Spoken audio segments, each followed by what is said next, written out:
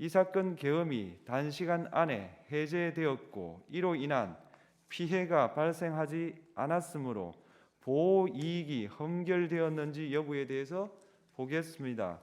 이 사건 계엄이 해제되었다고 하더라도 이 사건 계엄으로 인하여 이 사건 탄핵 사유는 이미 발생하였으므로 심판의 이익이 부정된다고 볼 수 없습니다. 소추 의결서에서 내란죄 등 형법 위반 행위로 구성하였던 것을 탄핵 심판 청구 이후에 헌법 위반 행위로 포섭하여 주장한 점에 대하여 보겠습니다.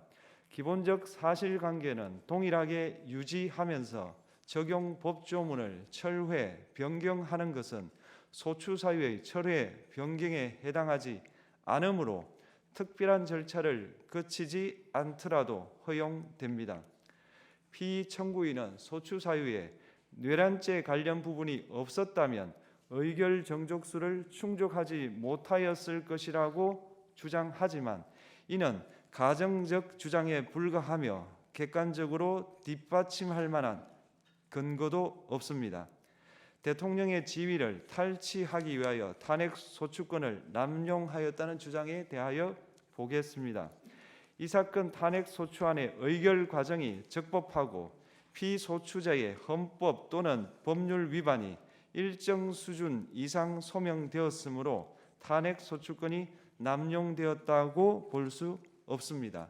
그렇다면 이 사건 탄핵 심판 청구는 적법합니다.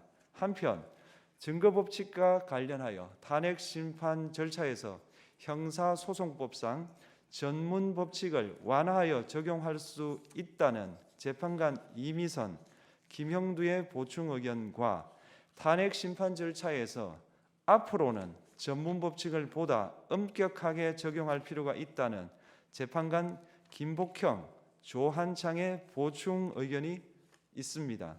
다음으로 피청구인이 직무집행에 있어 헌법이나 법률을 위반하였는지, 피청구인의 법 위반 행위가 피청구인을 파면할 만큼 중대한 것인지에 관하여 살펴보겠습니다. 우선 소추 사유별로 살펴보겠습니다. 1. 이 사건 계엄 선포에 관하여 보겠습니다. 헌법 및 계엄법에 따르면 비상계엄 선포의 실체적 요건 중 하나는 전시, 사변 또는 이에 준하는 국가 비상사태로 저가 교전 상태에 있거나 사회 질서가 극도로 교란되어 행정 및 사법 기능의 수행이 현저히 곤란한 상황이 현실적으로 발생하여야 한다는 것입니다. 피청구인은 야당이 다수 의석을 차지한 국회의 이례적인 탄핵소추 추진, 일방적인 입법권 행사 및 예산 삭감 시도 등의 전횡으로 인하여 위와 같은 중대한 위기사항이 발생하였다고 주장합니다. 피청구인의 취임 후 이 사건 계엄 선포 전까지 국회는 행안부 장관, 검사, 방통위위원장, 감사원장 등에 대하여 총 22건의 탄핵소추안을 발의하였습니다. 이는 국회가 탄핵소추 사유의 위헌, 위법성에 대해 숙고하지 않은 채 법 위반의 의혹에만 근거하여 탄핵심판 제도를 정부에 대한 정치적 압박 수단으로 이용하였다는 우려를 낳았습니다. 그러나 이 사건 계엄 선포 당시에는 검사 1인 및 방통위위원장에 대한 탄핵 심판 절차만이 진행 중이었습니다. 피청구인이 야당이 일방적으로 통과시켜 문제가 있다고 주장하는 법률안들은 피청구인이 제의를 요구하거나 공포를 보류하여 그 효력이 발생되지 않은 상태였습니다.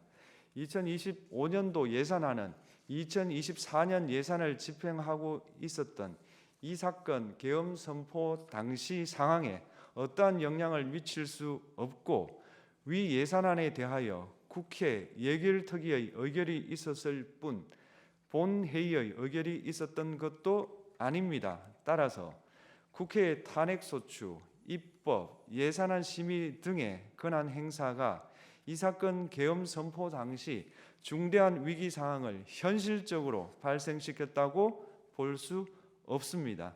국회의 권한 행사가 위법, 부당하더라도 헌법재판소의 탄핵 심판, 피청구인의 법률안 제의 요구 등 평상시 권력 행사 방법으로 대처할 수 있으므로 국가 긴급권의 행사를 정당화할 수 없습니다. 피청구인은 부정선거 의혹을 해소하기 위하여 이 사건 계엄을 선포하였다고도 주장합니다. 그러나 어떠한 의혹이 있다는 것만으로 중대한 위기 상황이 현실적으로 발생하였다고 볼 수는 없습니다. 또한 중앙선관위는 제22대 국회의원 선거 전에 보안 취약점에 대하여 대부분 조치하였다고 발표하였으며 사전, 우편, 투표함, 보관장소, CCTV 영상을 24시간 공개하고 개표 과정에 수검표 제도를 도입하는 등의 대책을 마련하였다는 점에서도 피청구인의 주장은 타당하다고 볼 수 없습니다. 결국 피청구인이 주장하는 사정을 모두 고려하더라도 피청구인의 판단을 객관적으로 정당화할 수 있을 정도의 위기 상황이 이 사건 계엄 선포 당시 존재하였다고 볼 수 없습니다. 헌법과 계엄법은 비상계엄 선포의 실체적 요건으로 병력으로서 군사상의 필요에 응하거나 공공의 안녕 질서를 유지할 필요와 목적이 있을 것을 요구하고 있습니다. 그런데 피청구인이 주장하는 국회의 권한 행사로 인한 국정마비 상태나 부정선거 의혹은 정치적, 제도적, 사법적 수단을 통하여 해결하여야 할 문제이지 병력을 동원하여 해결할 수 있는 것이 아닙니다. 피청구인은 이 사건 계엄이 야당의 전횡과 국정위기 상황을 국민에게 알리기 위한 경고성 계엄 또는 호소형 계엄이라고 주장하지만 이는 계엄법이 정한 계엄 선포의 목적이 아닙니다. 또한 피청구인은 계엄 선포에 그치지 아니하고 군경을 동원하여 국회의 권한 행사를 방해하는 등의 헌법 및 법률 위반 행위로 나아갔으므로 경고성 또는 호소형 계엄이라는 피청구인의 주장을 받아들일 수 없습니다. 그렇다면 이 사건 계엄 선포는 비상계엄 선포의 실체적 요건을 위반한 것입니다. 다음으로 이 사건 계엄 선포가 절차적 요건을 준수하였는지에 관하여 보겠습니다. 계엄 선포 및 계엄사령관 임명은 국무회의의 심의를 거쳐야 합니다. 피청구인이 이 사건 계엄을 선포하기 직전에 국무총리 및 9명의 국무위원에게 계엄 선포의 취지를 간략히 설명한 사실은 인정됩니다. 그러나 피청구인은 계엄사령관 등 이 사건 계엄의 구체적인 내용을 설명하지 않았고 다른 구성원들에게 의견을 진술할 기회를 부여하지 않은 점을 고려하면 이 사건 계엄 선포에 관한 심의가 이루어졌다고 보기도 어렵습니다. 그 외에도 피청구인은 국무총리와 관계 국무위원이 비상계엄 선포문에 부서하지 않았음에도 이 사건 계엄을 선포하였고 그 시행 일시, 시행 지역 및 계엄사령관을 공고하지 않았으며 지체 없이 국회에 통고하지도 않았으므로 헌법 및 계엄법이 정한 비상계엄 선포의 절차적 요건을 위반하였습니다. 2.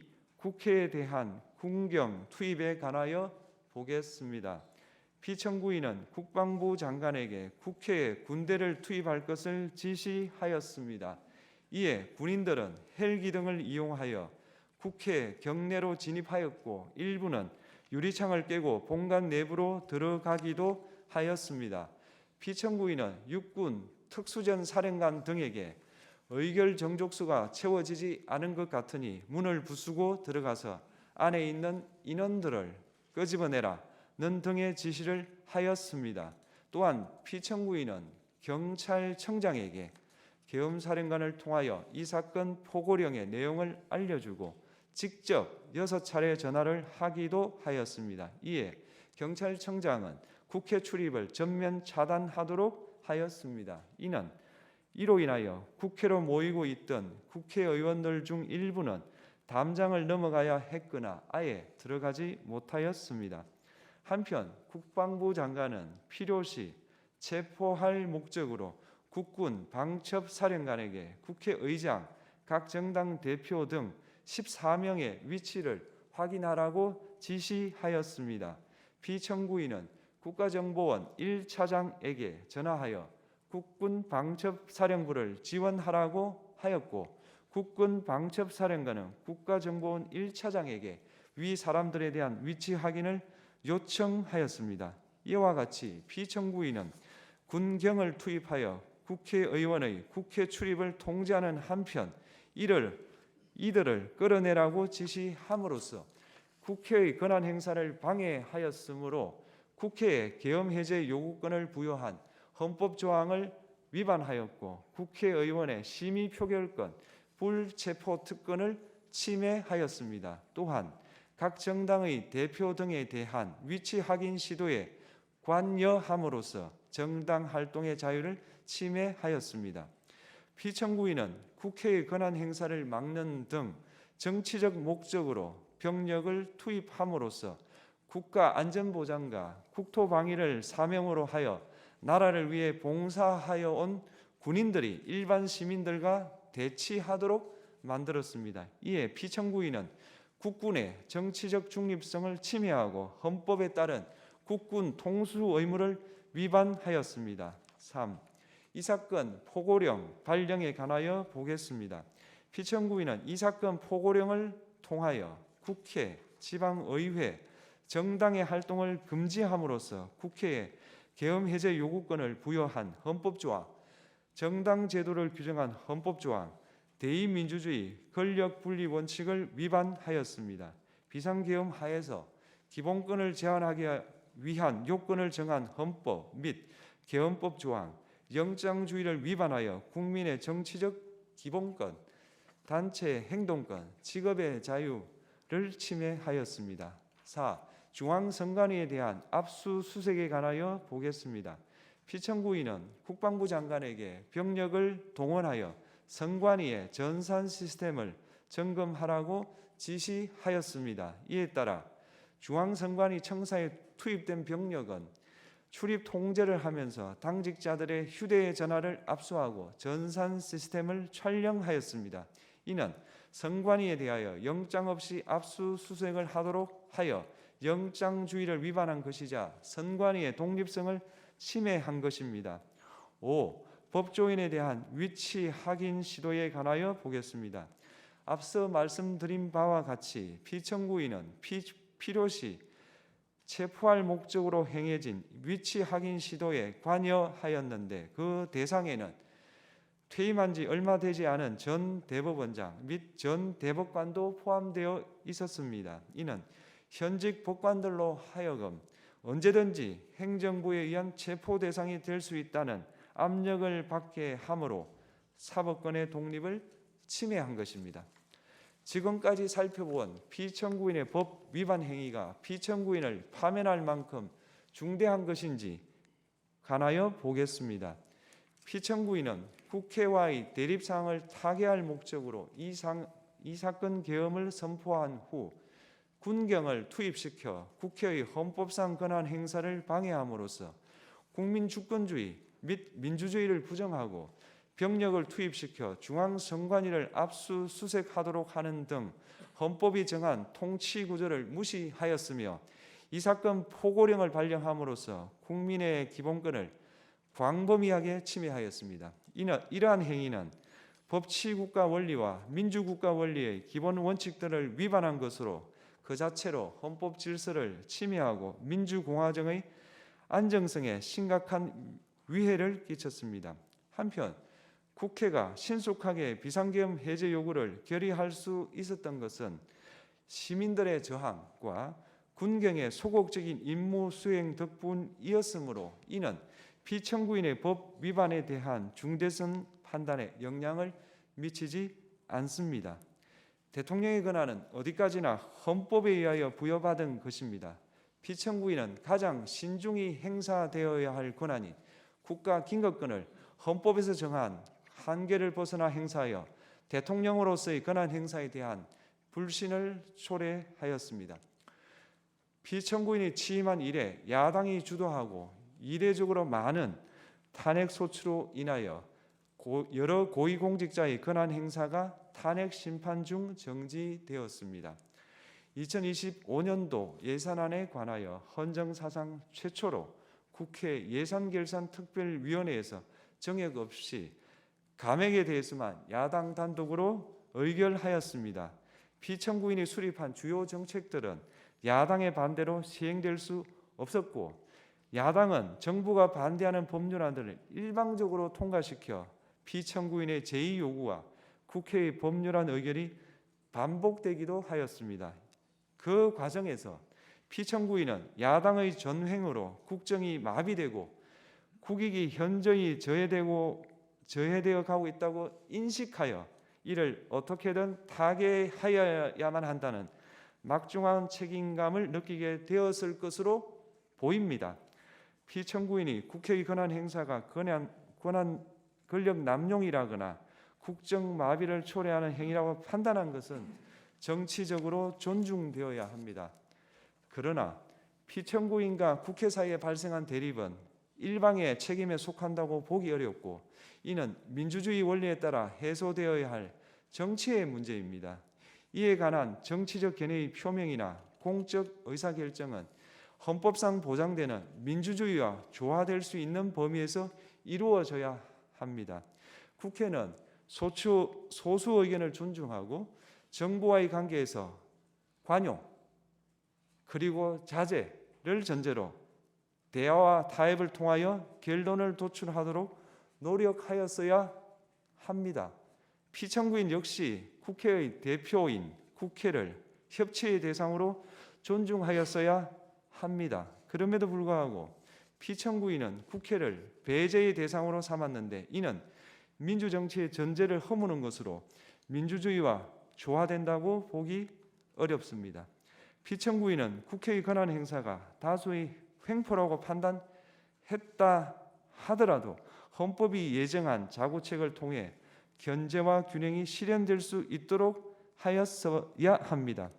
피청구인은 취임한 때로부터 약 2년 후에 치러진 국회의원 선거에서 피청구인이 국정을 주도하도록 국민을 설득할 기회가 있었습니다. 그 결과가 피청구인의 의도에 부합하지 않더라도 야당을 지지한 국민의 의사를 배제하려는 시도를 하여서는 안 되었습니다. 그럼에도 불구하고 피청구인은 헌법과 법률을 위반하여 이 사건 계엄을 선포함으로써 국가 긴급권 남용의 역사를 재현하여 국민을 충격에 빠뜨리고 사회, 경제, 정치, 외교 전 분야의 혼란을 야기하였습니다.